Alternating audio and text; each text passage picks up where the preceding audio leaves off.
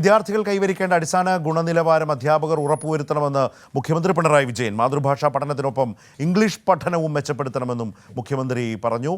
KSTA മികവ് ശില്പശാല ഉദ്ഘാടനം ചെയ്ത് സംസാരിക്കുകയായിരുന്നു മുഖ്യമന്ത്രി. നമ്മുടെ നാട്ടിലെ ഇംഗ്ലീഷ് വിദ്യാഭ്യാസത്തിന് പ്രാധാന്യം ഏറി വരികയാണ്.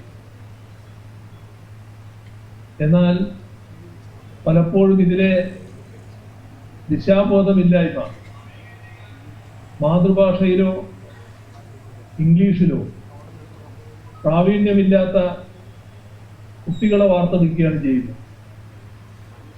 ഇതുണ്ടാക്കുന്ന വൈജ്ഞാനിക പിന്നോക്കാവസ്ഥ വളരെ വലുതാണ്. അത് മറികടക്കാൻ നമുക്ക് കഴിയണം. പ്രാഥമിക ഘട്ടത്തിൽ ബോധന മാധ്യമം മലയാളം തന്നെയാവാം.